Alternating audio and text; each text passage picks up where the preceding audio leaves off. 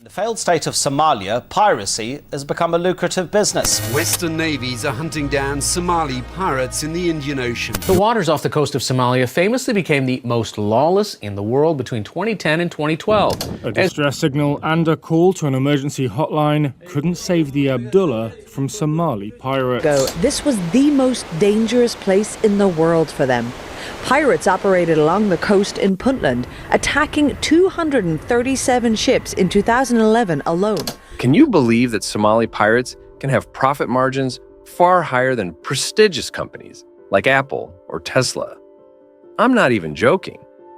While companies like Apple boast a profit margin of around 26%, or Tesla with 14%, Somali pirates can rake in margins from 30 to 50%. Being a Somali pirate seems like a lucrative business from the outside, and it really is.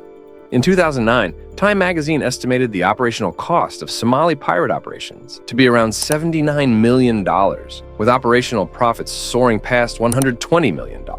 That's a fantastic figure, making piracy the second most profitable business in Somalia.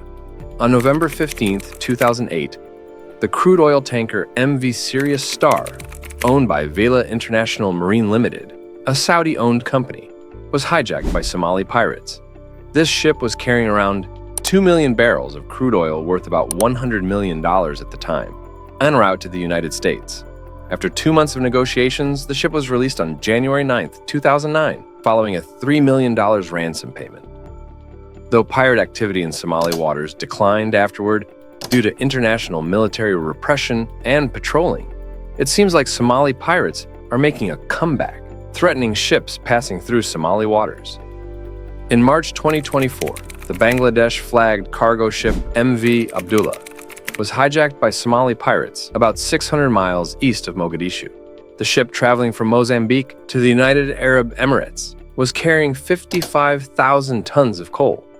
The ship and its 23 crew members were finally released in April 2024 after a $5 million ransom was paid to the pirates.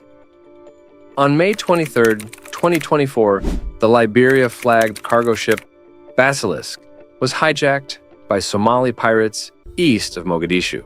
The ship departed from Rotterdam, Netherlands, and was heading to the port of Jebel Ali in Dubai.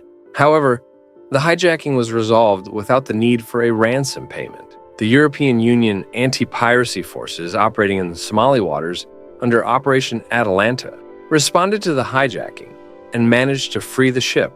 Although the pirates had seized the ship about 380 nautical miles east of Mogadishu, EU forces, including a warship and a helicopter, intervened, forcing the pirates to abandon their mission. All 17 crew members were reported safe, although one crew member was injured, but in stable condition after receiving medical treatment.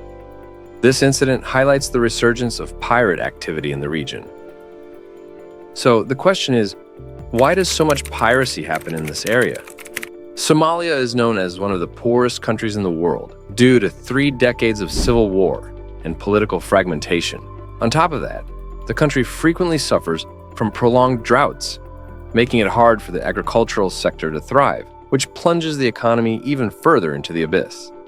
Somalia also has one of the longest coastlines in Africa, which should be a gold mine for the fishing industry. But due to the lack of oversight and the weak Somali Navy's inability to protect its own waters, foreign vessels often fish illegally in their waters, causing losses of around $300 million a year and decimating fish populations.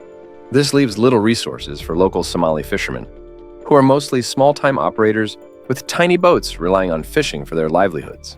Given this backdrop, Somalia's per capita income is around $776, meaning the daily income per person is just about $2.12. In this context, fishermen initially went out to combat illegal fishing, but soon discovered that hijacking foreign ships could be far more lucrative and quicker than any other job they could find in Somalia. As a result, piracy became an enticing source of income, with a single successful hijacking potentially netting between $2 million to $5 million. However, piracy isn't a zero-cost game. Pirates need at least a boat, fuel, and even weapons, making a single attack cost around $30,000. That's not chump change in Somalia. In 2009, the Pirate Stock Exchange was established in Somalia, where local investors could put in money, weapons, or other resources to fund piracy expeditions and share the ransom profits. By this point, piracy had become an organized illegal business in Somalia. Somali pirates typically take the ship's crew hostage and demand a ransom, rather than trying to sell the cargo on the black market. The negotiation process often involves professional mediators or government representatives to ensure the safety of the crew and cargo. Once a deal is reached, ransom payments are usually made in a rather dramatic fashion, like sealed cash dropped from an aircraft with a parachute. After receiving the ransom, pirates release the hostages and cargo. However, the negotiation process can take a long time, stretching over months or even years. This means the primary victims of piracy, the ship's crew, are held hostage for an uncertain period in miserable conditions. Okay, then what are you requesting for your government? I have to request from the American or the German government the full ransom. If there's no answer to payment of the ransom within 3 days, then the kidnappers here will sell me to Al-Shabaab. When we are in the forest, another crew again died. Factors like civil war, political fragmentation, prolonged drought, and illegal fishing by foreign vessels all contribute to the rampant piracy in Somalia. Somalia has long suffered from weak and unstable governance due to prolonged civil war.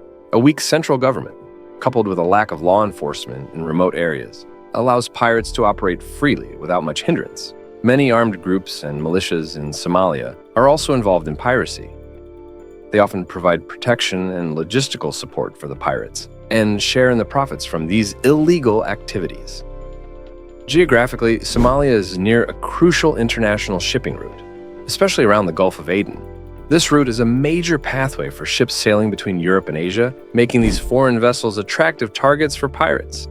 Poverty and the lack of legal economic opportunities push many Somalis towards piracy as a means to make a living. The absence of decent jobs and alternative sources of income makes piracy a more appealing option for many. It's worth noting that piracy in Somalia isn't just some random activity. There's a well-organized system behind these operations. The process often starts with scouting trade routes to find worthy targets. Once they've identified a target, pirates seek investors through the pirate stock exchange to fund their expedition. Anyone can invest in cash, weapons, or food, and these investors then share in the profits from the ransom. A typical piracy expedition involves 4 to 20 pirates using a mothership to track their target up to 800 miles from the coast. Once they're close enough, they switch to faster small boats and use ropes and ladders to board the ship. Captains and crews often try defensive maneuvers, but if the pirates manage to board, it's game over. Cargo ship crews usually aren't armed, so that they don't stand a chance.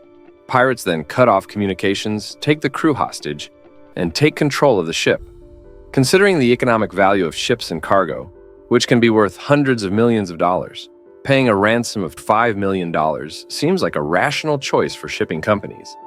Piracy in Somalia has widespread impacts, both locally and globally. While some Somalis benefit from ransom money and help stimulate the local economy, piracy has become the second largest source of income in Somalia, generating around $200 million annually. This lucrative business attracts more pirate investors. However, the global negative impact is far greater. Maritime security costs rise, insurance premiums for ships sailing near Somalia skyrocket, and the price of goods transported through these routes increases. It's estimated that the total excess insurance costs due to Somali piracy range from $460 million to $3.2 billion annually. Additionally, this activity tarnishes Somalia's global image, further isolating the country economically and politically. Overall, maritime piracy in Somalia results from a combination of factors, including political instability, poverty, lack of natural resources, and global economic injustice. Although there are international efforts to address this issue, a long-term solution requires a comprehensive approach. Political stability, economic development, and effective law enforcement in Somalia are vital if piracy is to be reduced or eliminated. As long as Somalia remains in chaos, with virtually no economic opportunities, I can say we'll keep hearing about Somali pirate hijackings for the foreseeable future.